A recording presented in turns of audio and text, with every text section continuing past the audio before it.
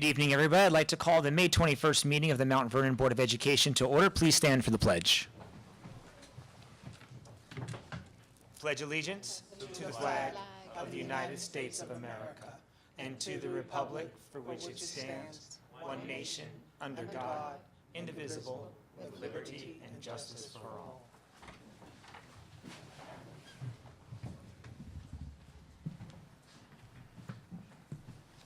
Trustee Patterson. Present. Trustee Miller. Here. Trustee Williams. Present. Trustee McOwen.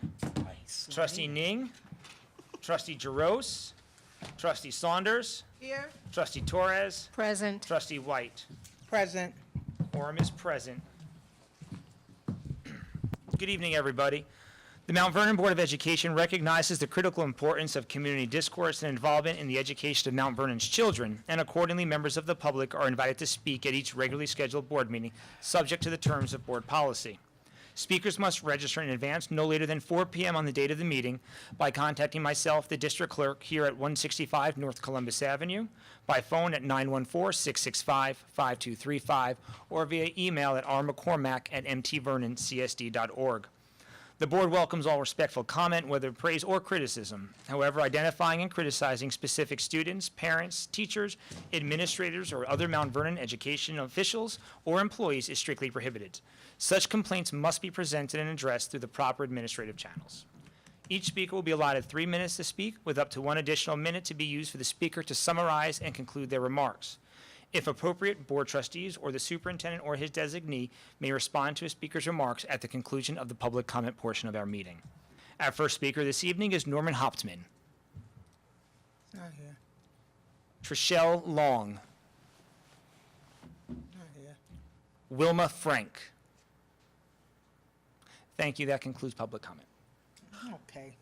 Superintendent. Superintendent's report. Good evening, everyone. Evening. I just have a very brief video. I sent it to you over the weekend. I'm not sure if you were able to click on it or not, but I do want to share it with our viewing public this evening. And it really is just a video of some of our district progress, construction-wise, that's put to music that kind of chronicles our journey that I thought was a very nice way to capture some of the work that's been going on in our district. Kudos to our Buildings and Grounds Committee, our senior architect, and to the various construction workers in the district who are helping to bring this to fruition. I had tears in my eyes. I know, I did saw too. that. I did too. From just where we came from.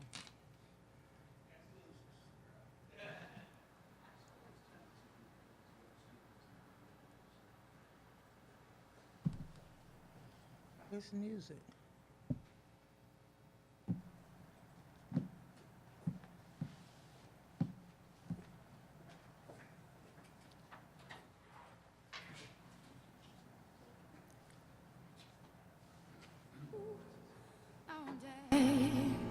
And I'll rise like the day. I'll rise up, I'll rise unafraid. I'll rise up, and I'll do it 1,000 times again. And I'll rise up, I like the waves. I'll rise up, in spite of the ache. I'll rise up, and I'll do it 1,000 times again.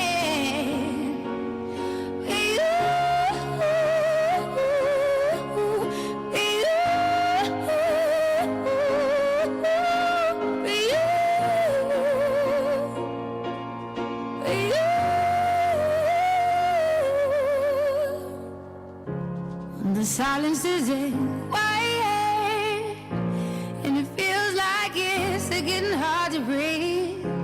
And I know you feel like dying, but I promise we'll take the world to its feet. Mountains, bring it to its feet.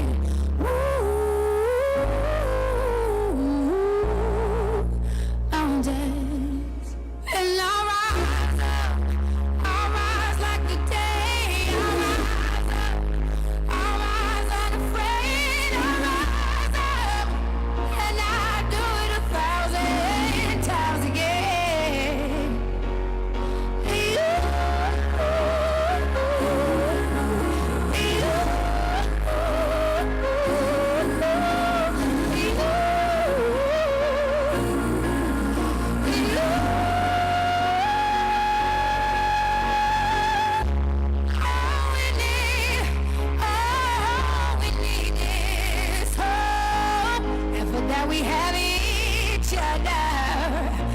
thankful that we have each other.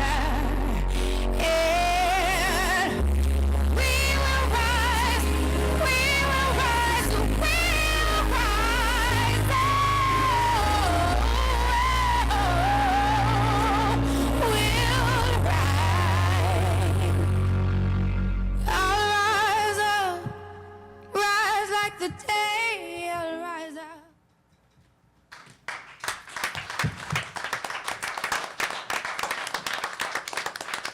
So sometimes when you're in the midst of it all, you don't have that rear view, mirror view, and I thought this was a good way to kind of capture what the journey has been like, and taking a moment to just reflect on what we collectively have been able to accomplish, which is unprecedented that this kind of work would have happened in such a short period of time. So kudos to you for your leadership and your guidance, and to the team for putting this together. It's just one thing that I would probably had like to see paired with that, the academic progress, the ELA progress that we've been making. Obviously, the 14 schools in good standards is good, but each school with the increments jumping 20%, with ELA state testing as well, really good. But So noted. Thank you. Thank you for that feedback. And that concludes my report for this evening. Okay, good evening, everyone. Welcome to our May 21st board meeting, especially on this wonderful day we're having. So I would like to welcome everyone. I don't know how many of you saw the district report that we put out every Tuesday, where it's 3 students from our school district, seniors, that will receive $12,000 going to from a scholarship fund, the Jandon Foundation. And I think that's an honor for our students right now. And they are 12,000 each. 12,000 each. And a Igor laptop. Pereira, Dante Richards, and Tashima Brown. They will receive $12,000 each, which is a big honor. And also congratulations to all our seniors that have been accepted to these distinguished colleges. So I'm so proud of Mount Vernon. And when I watched this film at home, it brought tears to my eyes just to see how far we have came. And like I said, there's no stopping us now, because we're heading up that mountain slope, and we're going to reach that mountaintop soon. So I thank everyone for participating, helping us, to the board, to our superintendent, to his staff. I'm just so excited about Mount Vernon, I don't know what to do. So thank you, thank you, thank you. Thank you. And that ends my report. Good job. Thank you. And we're not going to really have a committee report. I think I only have Trustee Torres with the Budget Committee. Sure, okay. Good evening, everyone. I have a very brief Budget Committee report, but I did want to share that the Budget Committee met on Friday, May 17th, to begin the process of assembling a multi-year budget. This is something that we've talked about in the past, and we're actually starting the work to do that so that we can anticipate not only what our needs will be in the next fiscal year, but in the subsequent second and third fiscal year. We're doing this also by looking at historical information that will inform our current budget and future budgets. And we're also thinking about what else remains as part of our vision. So, for example, the career and technical education component of our academic structure is something that we're looking at, so that we can continue to expand upon that and plan over a multi-year process to bring back various programs and actually allocate the funds that will get these programs up and running. So that's it for my report. The next meeting, the next Budget Committee meeting will be held on Friday, 8 a.m. on May 31st here at the district. All are welcome to come and participate. That Thank you. concludes my report. Acceptance of minutes. Motion to approve the minutes of 4/9, please. Motion. Trustee Patterson, second. Second. Trustee Saunders. All those in favor? Aye. Aye. Opposed? Abstain? Motion carries. Thank you. Motion to approve the minutes of 4/15. Motion. Oh, trustee Williams. Second, Second. trustee Saunders. All those in favor? Aye. Opposed? Abstain? Motion carries, thank you. And motion to approve minutes of 4:23. Motion. Trustee Patterson, second. Second. Trustee Saunders. All those in favor? Yes. Aye. Aye. Aye. Opposed? Abstain? Motion carries, thank you. We will be going into executive session. For the purpose of discussing the employment history of a particular person or persons. Motion? Motion. Trustee Williams. Second. Trustee Saunders. All those in favor? Aye. Opposed? Abstain? Motion carries. About 30 minutes, 20 minutes. Second. Motion to reconvene. Motion. Trustee Miller. Second. Trustee Torres. He's trying to beat me up. I said it in there. Sorry, Mr. Miko. All Opportun- those in favor? Aye. Yes. Opposed? Abstain? Motion carries. Opportunity for board members to remove an item from the consent agenda. Approval of the consent agenda. Motion. Trustee Miller. Second. Second. Second. Trustee Patterson. All those in favor? Aye. Aye. Opposed? Abstain? Motion carries. Congratulations, Dr. Kim Smith, on your new appointment.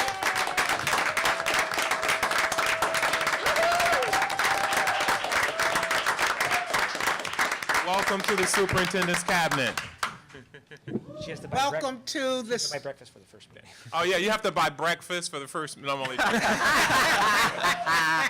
And also Ms. Tiggs. Ms. Tiggs had to leave for a family emergency this evening out of town, but congratulations to Ms. Tiggs as well. and that's it, right? Yes, ma'am. And I would like to call a recess at this time. And, New business. Oh, yeah. oh, new business. I have a question in the new business, which is now that we did the Facebook Lives and we've done them, I'm just curious if we can get a recap of kind of numbers, how did it go, how many viewers did we have? Did I put that in the weekly?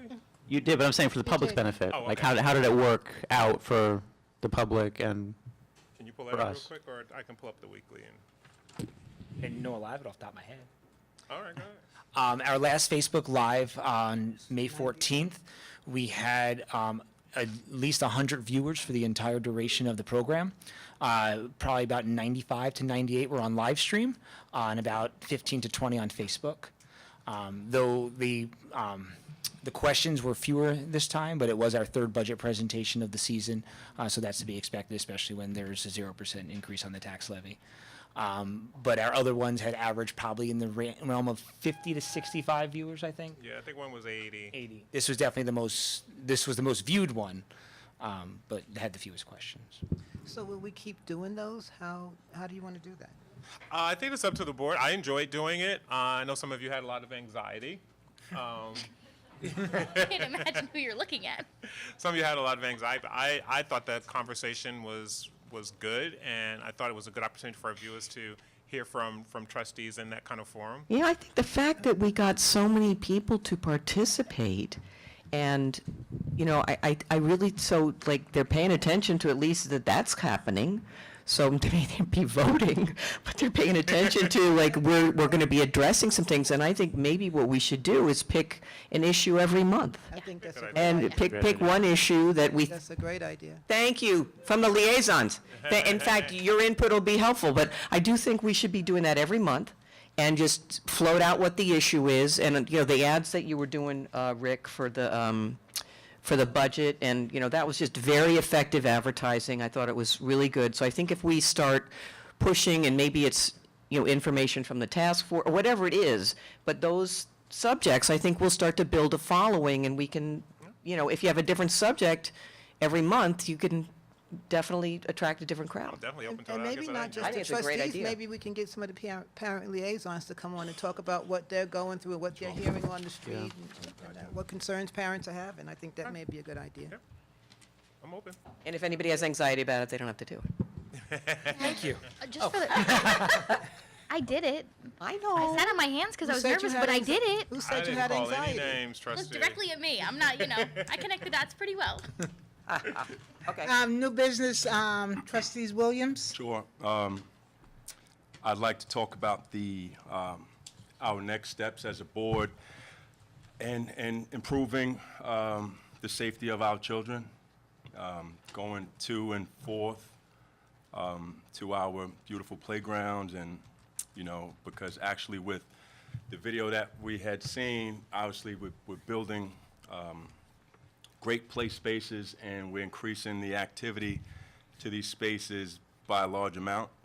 And I just would like to, as a board, maybe just kind of get an idea of our next steps. I know, our job is to advocate, and, we don't necessarily place the speed signs. We don't build, speed bumps. However, we're charged with actually having our eyes open and making the necessary calls and writing the necessary letters to make sure that we're proactive with making sure that our children are pretty safe. So, just in that, and I know we are doing that, so I just want to make sure the public is aware of our next steps with Sure. increasing safety. So thank you for bringing that up, actually. So I'm in the process of drafting a letter to Mayor Thomas and the Office of Public Safety about approaching school zone, regulating speed limits, appropriate postings and signage for speed limits in school zones. Generally, my experience has been once you put the city on notice, they're generally pretty responsive about putting those postings up.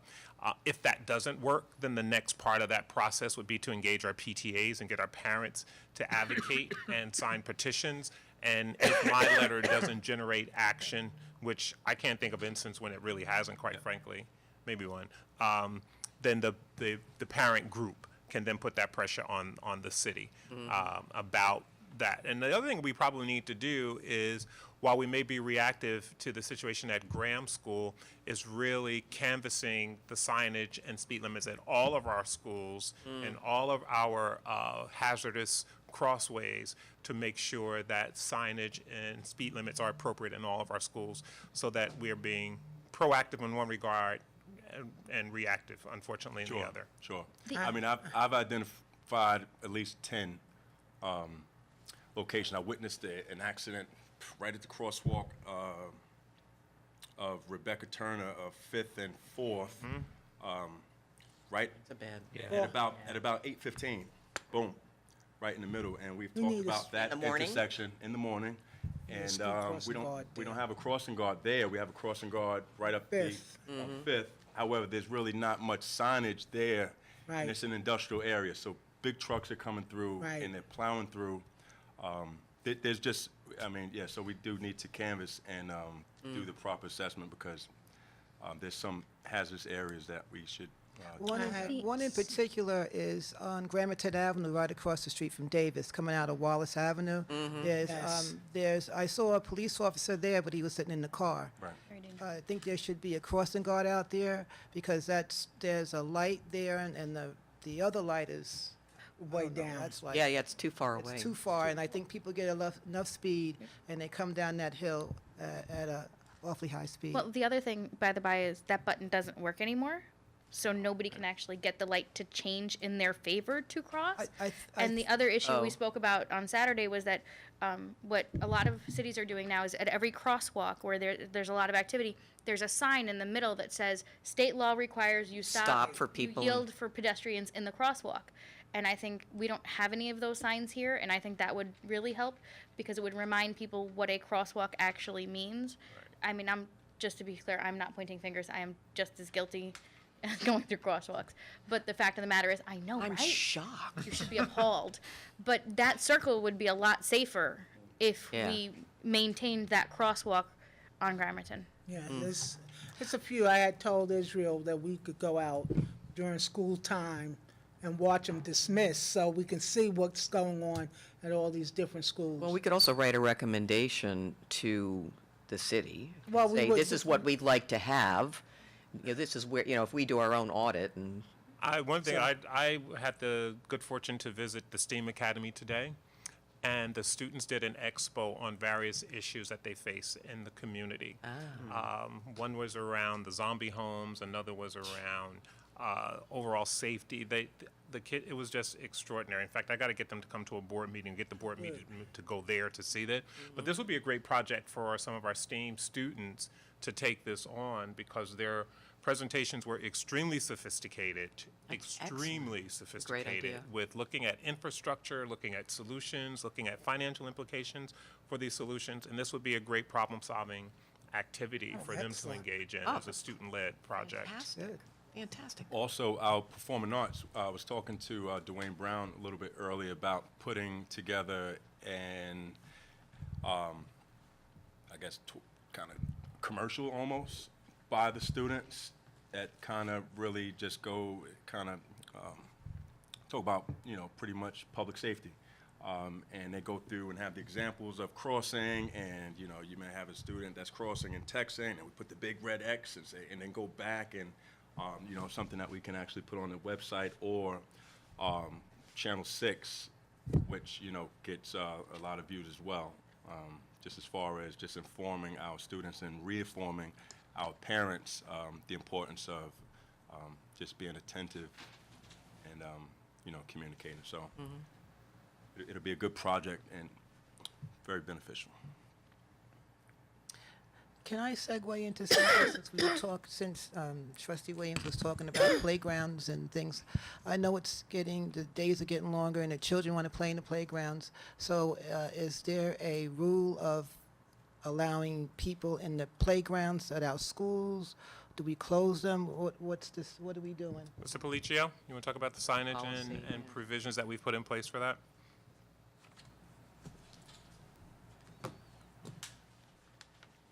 Good evening, everyone. So there's only one playground that is closed at dusk, and that is the Graham Playground. It is closed at dusk. Most of the time, we had some issues with the gate, but the rule at Graham is it closes at dusk. The other campuses are open. There is no time that we will stop people from going in. However, the signage that we have in place, and we are doing new signage, but the signage we have in place now is from dawn to dusk.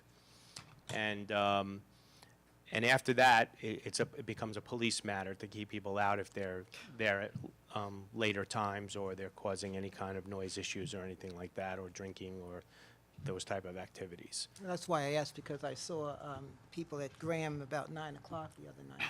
Yeah, the Graham, the one gate at Graham is broken, the pedestrian gate. So, and during these times at school, so the custodians leave at 7. So so as time gets a little bit later, it's harder now because it creates an overtime situation, especially in the summertime, and we need probably need some guidance from the administration, because the custodians leave at 4 in the summertime. So whether we get some help from security or we just leave it open, because the other campuses in the district are open. So superintendent will guide us on how we should proceed with that. Do we have to wait for the city to, I'm not sure Thank the you, name Michael. of the signs, the orange slow signs, is that something that the city, even if we put it on, or? That is absolutely a city. city ordinance. City. It's governed by a city There's ordinance. Nothing we can, Yeah, because we don't have any authority to monitor and enforce it. okay. It's not like we can ticket people or Right. Issue citations or anything like that. Got it, thanks. It also is a traffic issue, I know, too. Just like if you're annoyed at people speeding down the house, you're in front of your house, you can't just put a sign up, because you can't just make your own traffic rules and signs. I know a beautiful sign I mentioned, I think the last board member, there's one homeowner has this sign he or she puts out every day on 10th Avenue between Sanford Boulevard and 7th Street. It's a neon sign. It's always right not in the middle of the street, but next to a car, and it says, "Drive like your kids live here." Yeah, I've And seen that's that. just, it resonates every time you roll down, and, I'm sure we can't Yeah. put that out, but it's just, Yeah, my neighbor puts something that that out. we can My be neighbor proactive. puts that out when when her kid's outside, because she doesn't really have much of a backyard, so. Yeah. She Mr. puts Poli- it out in the street. Mr. Policio, the signs that we have or the new signs that are coming, do they include a phone number on them? Specifically, my question is, if residents see something, somebody at Graham at 1 in the morning, or somebody busting up a playground over a weekend or something, does people know, how do they report that? How do they tell somebody what's going on? So Because as you know, and as we reviewed in our policy, as you just said, the policy is, unless you specifically ask to leave, and as long as you're being responsible and not hurting hurting the district property or causing any damage, then we generally have an open access policy to the outdoor areas. So the phone number that appears on some of the signage is my office downstairs. Unfortunately, it's not manned after 5 or 6 o'clock in the evening. So I suppose we can put, if you see any illegal activity, please dial 911, because that would be the only thing that's available for them at that particular time, especially if it's on a Sunday, in the evening, after midnight, any of those times. I would be reluctant to put my cell phone there, but, Oh, come on, be a sport. but other than that, I would believe that they'd have to contact the police department. Do we at that have point. cameras at some of the schools? Some of the schools, we have some exterior cameras, and that's part of the security, the overall security plan that we're. Yeah, that's a money issue and a power issue. You got to run power to them. Yeah. But what about the fields? The baseball field, the football fields, the tracks, the tennis courts? So Mount Vernon High School, as we know, is not open yet, but that particular campus, will be closed at dusk. So the custodians will be at the school at that time. We will lock the pedestrian gate, we will lock the gate on Vista, and we lock the gate on Hillcrest. So the 3 access points to that particular field will be, so anybody in there after dusk is trespassing. Those particular fields, they're really hard to Get into. to monitor. We don't Of have any course. cameras back there, Yeah. and that is very isolated back there. So unless otherwise directed, we close that at dusk. We lock that one down. And what about at Pennington, at the STEAM Academy, at any of the other fields? I mean, even at Trapphagen. I mean, Yeah, they're open campuses, so people can walk on throughout the day and night. What we did on the weekends last year is we had the security force here, our district security were there on the weekends, and that was basically just to keep organized league teams off there without getting facility permission. If a father and son wants to go out, kick a ball around, have to it. But, when the leagues from the Bronx come up and they want to play, we were told, we tell them, you need a permit here, and they can't even get a permit because they're out of the town. But anybody from Mount Vernon, a league in Mount Vernon that hasn't contacted my office for facility permission would be stopped at that point until they obtain a permit signed by the superintendent to be able to use that facility. Is that all? Yep, so Madam President, so we'll talk about doing that tour and Yeah. jump on it. Okay, thank you. Any other questions, statements, anything? unfinished business. Oh, well, we passed. Sorry, we unfinished passed business. it? I'm sorry. Well, I think we did new business before we did Yeah, unfinished. unfinished We did, business. I don't know. Anyway, I just had a question, Dr. Hamilton. Do we have any update on transportation study? I was going to with say that. BOCES? We do not. At least I have not seen it. Let me put it that way. And if I haven't seen it, that's Where the are we same at? as not having it. So, hi again. Put on the transportation hat right now. Give it to Mikey. So what we're doing, and we spoke about it informally before the meeting, we will be doing this is what we have, this is what we do right now. This is who we transport, this is where we transport, these are the people, the students that we transport. We're going to supply that information to the board in short order, and at that point, we'll then ask the board to convene either a small committee that can give us specific directions after you have the information of exactly what we do already, what additional information you will need, and then we have 2 companies waiting in the wings for us to give them direction. So they haven't even given us a proposal yet because they don't really know what we're asking yet. So the first step is to tell you what we have, what we do, and then hopefully get some direction from you to go forward. So I would say by the end of, but early in June, we'll be done with bidding out transportation for next year. At that point, we'll have the award or the rejection, and at that point, we'll get the direction from you, hopefully. That's the plan. Okay. Any more unfinished Yes, business? one Oh, more thing.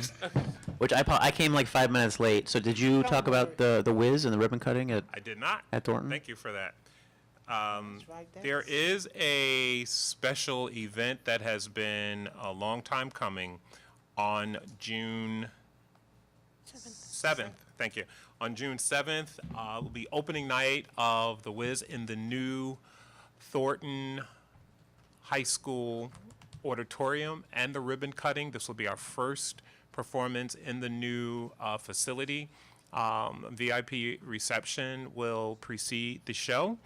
The show is actually the 7th, 8th, and 9th, but the ribbon cutting is actually on the 7th, and we are looking to have a very special guest that night. It's not confirmed yet, but as soon as I get confirmation on that, I'll be able to share it. And if you don't have plans, and if you do, and you may want to make this a priority, and that event will begin at 6 p.m. on June 7th, Friday, June 7th. Thank you. Putting it in my calendar now. Micah? I'm good. motion to adjourn? No, we're not adjourning, we're going to a recess. Send my motion. Nobody seconded. Going to a recess. Second. Okay. Motion to recess. Motion to So- recess. So moved. Going. Second. Me, All those in favor? Aye. When do we come back? The board stands in recess until such time that the election results have been determined, probably around 10:20. 10. I like I'd rather it be later and start earlier than say early and then people look at me like, Okay. you know who tapped their finger. Good evening, everybody. Can we please have a motion? Can we please have a motion to reconvene? Trustee Miller, Second. second. Trustee McOwen. All those in favor? All right. Aye. All right. Good evening, everybody. Welcome back. We are pleased to announce that this evening, the Mount Vernon State School District 2019-2020 budget has passed by 854 votes to 244 no votes.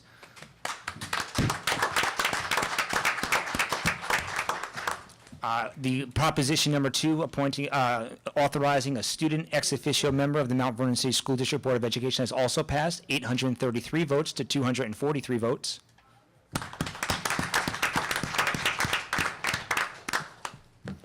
I'd also like to extend congratulations to Melissa L. Patterson, as she has won a 3-year term on the Board of Education. Warren B. Mitchell has also won a 3-year term on the Board of Education. And Adrian G. Saunders has also won a 3-year term on the Board of Education. Those 3 terms will begin on July 1st of 2019. I'd also like to congratulate Dr. Serene Ning. He has won the balance of the vacated term by Stanley Russo. Serene will take office tomorrow morning, May 22nd, and his term will run from May 22nd, 2019 through June 30th, 2020. That is the balance of the vacated term of Mr. Russo.